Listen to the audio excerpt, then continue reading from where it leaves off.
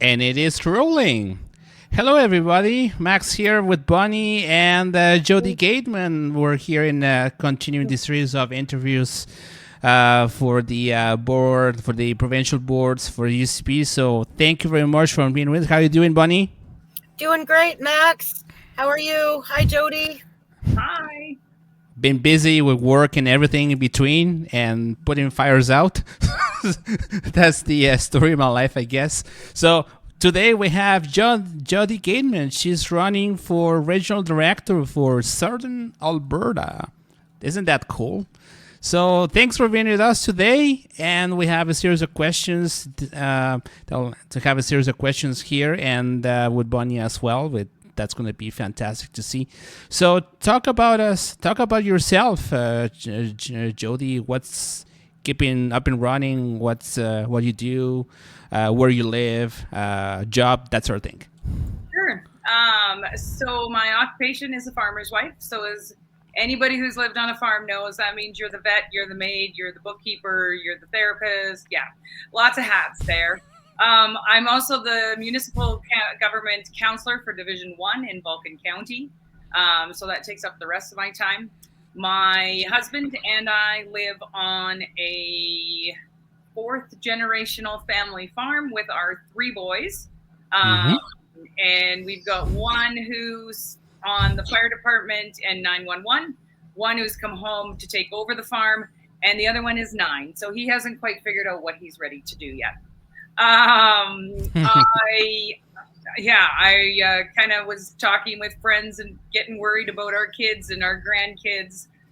We've got one granddaughter right now, so trying to figure out how to keep this beautiful province in a conservative government's hands for the next foreseeable future, so that we can kind of lock in some of those freedoms and privileges and the Alberta brand for them, so that it doesn't disappear.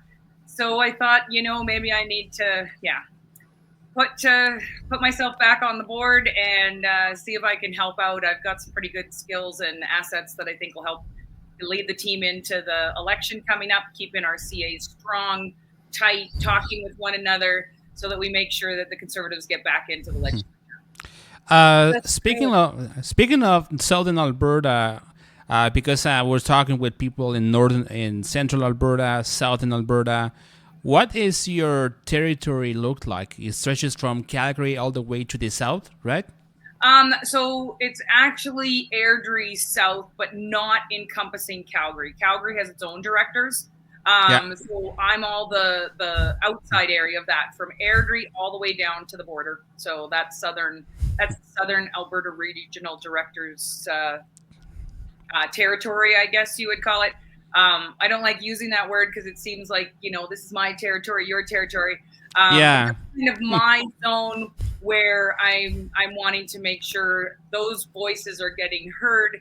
But all of us coming to the table, Southern, Central, Edmonton, Calgary, Northern, right? We're all going to bring different issues to that table, and it's important to listen to all of them, because what's most important in Northern Alberta sometimes isn't the same as what's in Southern Alberta.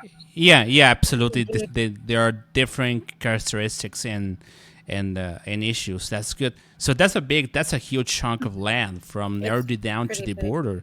That rolling. Yeah, that's a huge. I just have a thing on my. Go ahead. It's Go huge. ahead, Mac. It's huge. I was just going to add that we learned at the Cowtown Showdown that Jody actually is Dr. Gateman, aren't you? That is. I do have my PhD in education. So yeah, sometimes I'll make people use my title, but only if you get me mad. Oh, that's good. We're not getting mad here. That's good. Okay, so next question, Bonnie. Have you had experience serving on any kind of board? Oh, yes. So I've sat on CA boards from provincial to federal since I was 18 years of age. I've sat on the Wild Rose, so Danielle Smith's Wild Rose Party. I was VP of Comms on that executive board. When the Progressive Conservatives and Wild Rose became the United Conservative Party, I sat as VP of Comms on the inaugural UCP under Mr. Kenny. I am a county councillor, so Waste Commission, oh my gosh, health and wellness, emergency communications, doctor retention. Yeah, I sit on numerous boards as well as advisory boards for our family businesses. So my board experience is pretty much ingrained to me since I was old enough to drive. Holy moly, That that's really yeah, impressive. that is very good. Actually, that's impressed. That's good.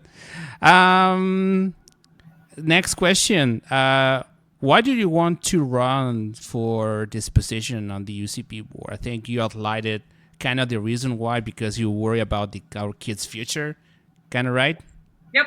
But there's more to it than that, because in politics, our timeline shrink. Like 2 years is minuscule in a political timeline.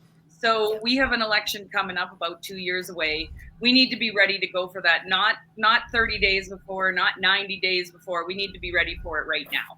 So we need to make sure that all of our CAs, where they're getting ready to have nomination races and things like that, understand, number one, how a CA works, what kind of procedures they need in place, what they should be doing, how to integrate with the community.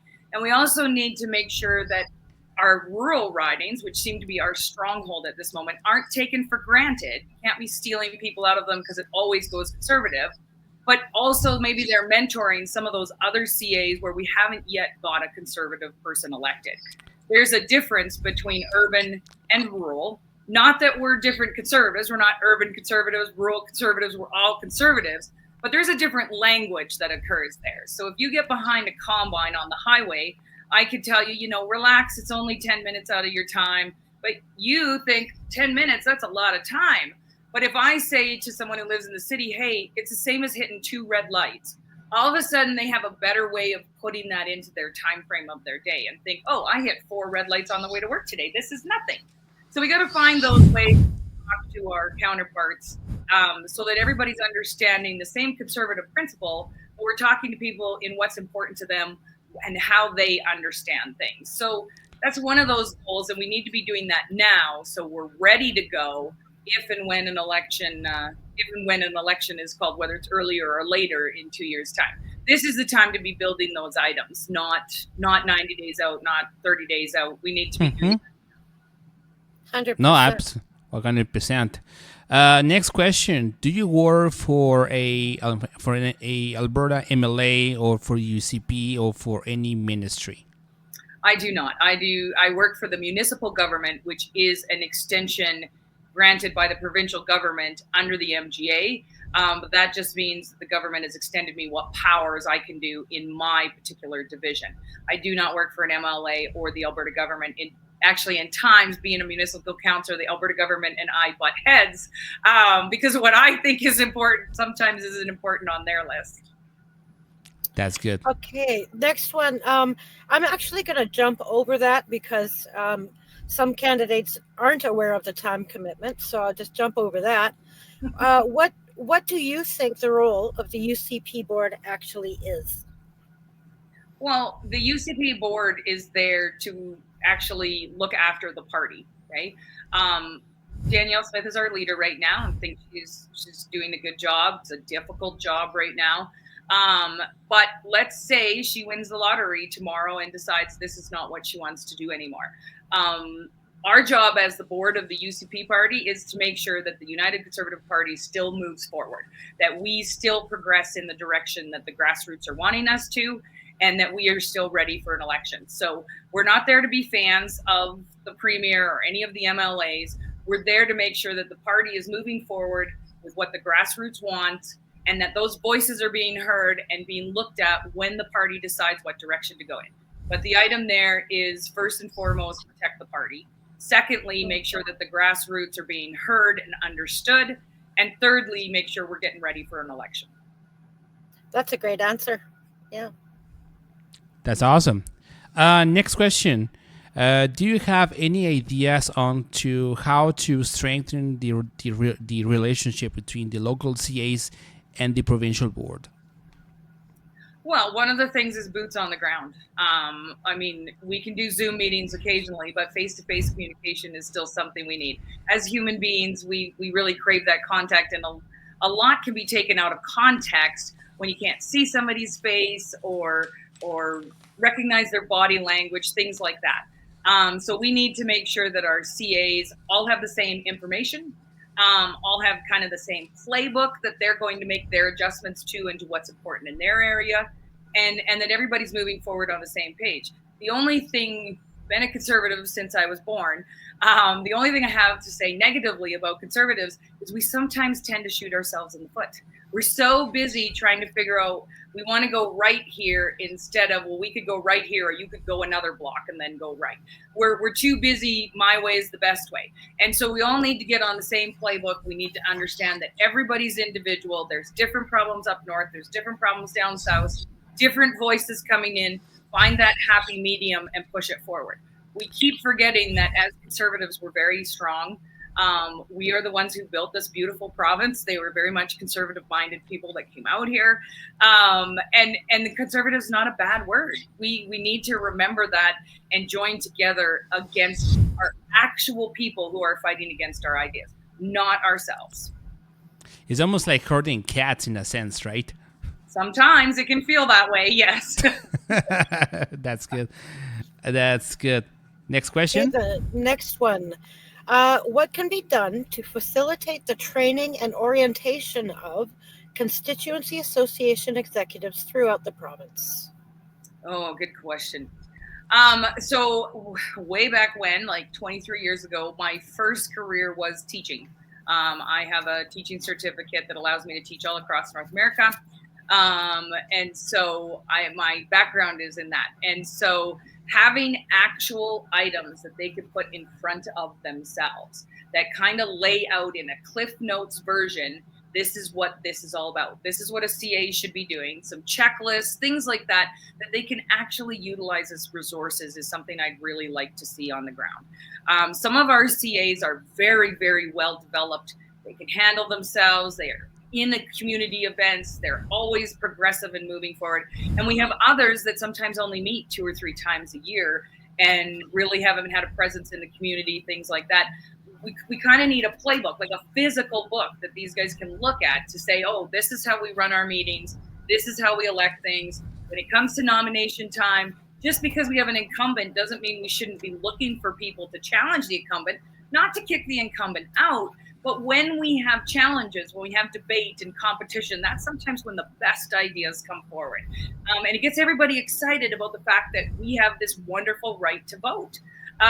So I really think we need some actual physical resources we can send out there. And then those of us who are representatives, regional directors, we need boots on the ground. We need to be at those CA meetings, helping them, guiding them through these items. And maybe a mentor program with where we're not seeing conservative ideas hit home.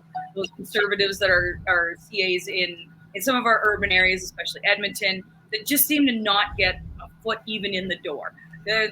What works for us, what doesn't, how can we help, mentor, get them set up so that they're set for success instead of failure. Yeah, that's good. Answer. Yeah. That's good. Next question. Do you have any ideas regarding to how to improve relationships between the urban and rural areas? I think you kind of answered to that in a sense. Yep, we did touch on that. So I'd really like to see one of my favorite things that I did when while working with a federal minister was in getting to pick a sister city, and I think it would be really nice to have kind of sister or brothers. CAs, where the CAs I like that. off of one another, so that we find some common ground where we have some common issues in areas where we have different issues, and we can collaborate on those items. And it just kind of builds camaraderie, cooperation, and you start to see, oh, somebody else does have this problem. In my career, when I do business efficiency training, I talk to people about nobody has a problem that hasn't already been solved.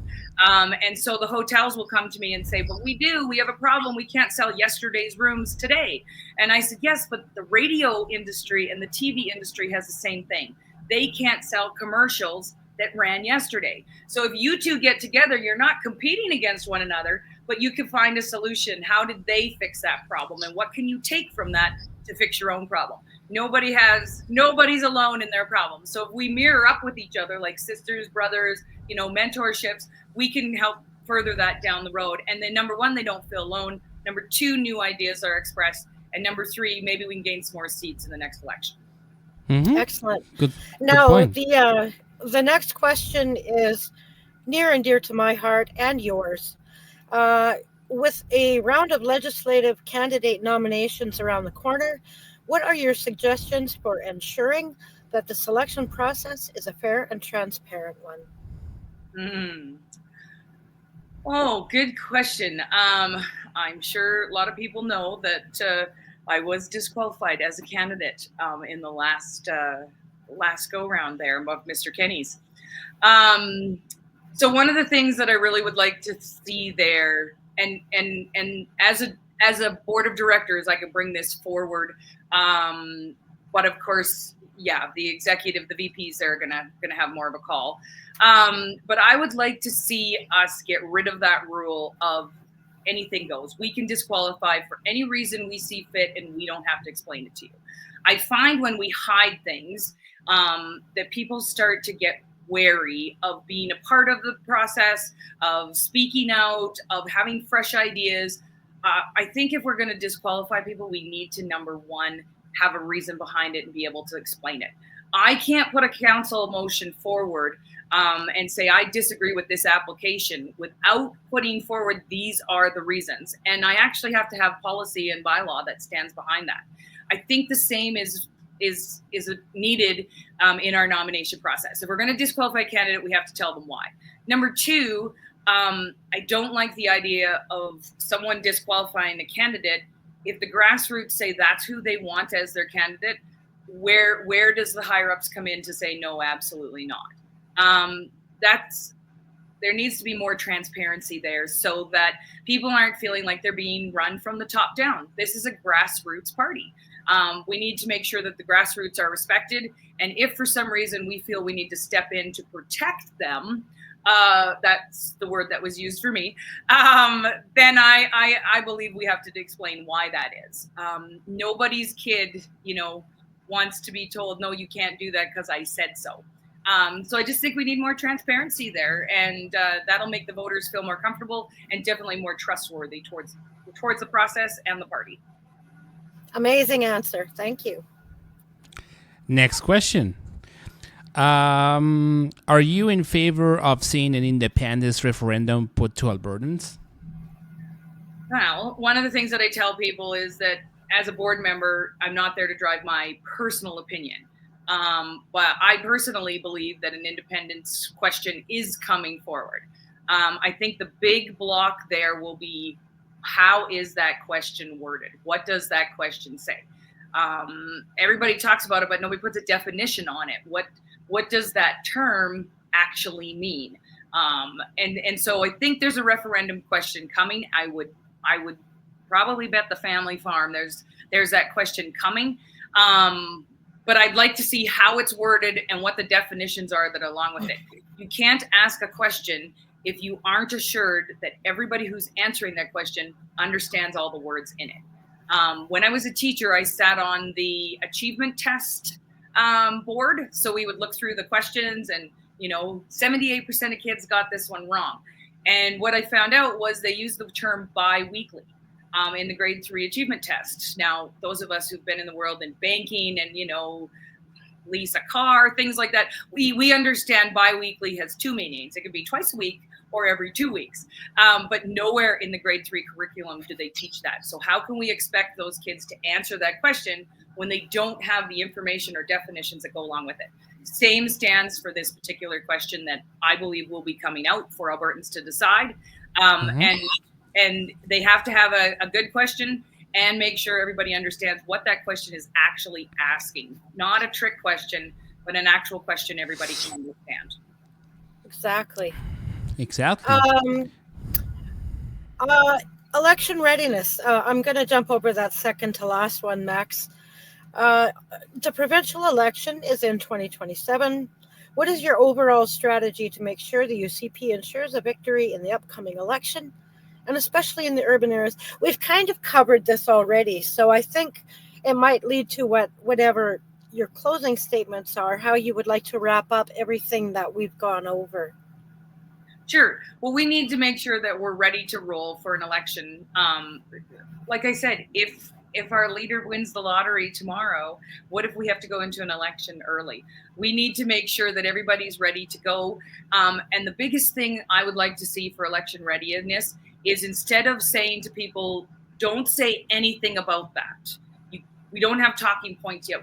So be quiet on that item, is to let them speak. Otherwise, you're letting the other side say whatever they would like to without any type of rebuttal being able to come back from your team. So we need to kind of pick, what are we getting to say? And when we pick a candidate, we need to trust them. You know what? Candidates are smart people. They've gone through a process to get there, and we need to trust them. Number two, if they do get into trouble, they need to sort it out with the grassroots people that are putting them in there. We don't need to be their babysitters and such. We need to look forward in the party and how to keep the party moving forward, keep it ready to go. But the biggest thing is going to be volunteers. And for me, back when we ran federal campaigns, we didn't ask people just to volunteer to door knock. We'd say, would you like to volunteer? And what is it that you do best? What are the 3 things you enjoy doing? So you enjoyed coming into the office. I had a little old lady that would stuff envelopes till she was blue in the face, so long as we gave her coffee. But she didn't want to talk on the phone, door knock, but she was invaluable when it came to stuffing things or folding items. She loved to do that stuff. So we need to embrace what our volunteers can do, feel successful in doing, and how can we utilize that other than just asking for money and time door knocking. We need to embrace all the things that our Alberta voters and volunteers have. Yep, that's a good plan. Great answer. I think that's all we have. Unless you have anything else at all that you'd like to add, I think that wraps up what we got here. No, I'm excited about heading to Edmonton. I know we've. But you're in Edmonton. Well, I am right now. Gotta check my cows, the dog, the kids, and then I'll be back up here again. But yeah, we've got some fun stuff that we're bringing with us to Edmonton. I've always been called old OLD. I've been called an odd little duck, just because I think a little bit differently than other people do. So we're going to share that story in Edmonton, and we're going to have a fun little treasure hunt game that people can get involved. Oh yeah, absolutely. Yeah. And I will be there in Edmonton as well. And I will be very happy to see you. We'll see you there in Edmonton at the AGM. And I hope that everybody's excited to be there as well. It's going to be a very good networking opportunity, as I do. I go every year, so for me it's like every time I go there because it's fun. So it is. It is fun. It's nice to see conservative minds come together and be able to. And disagree and still be cordial with one another at the end of the night. Absolutely, absolutely. Well, thank you very much for your time, Jodie, and we'll see you at the AGM. And good luck with your campaign. Perfect. Thank you for having me, you guys. Have a good night. You too.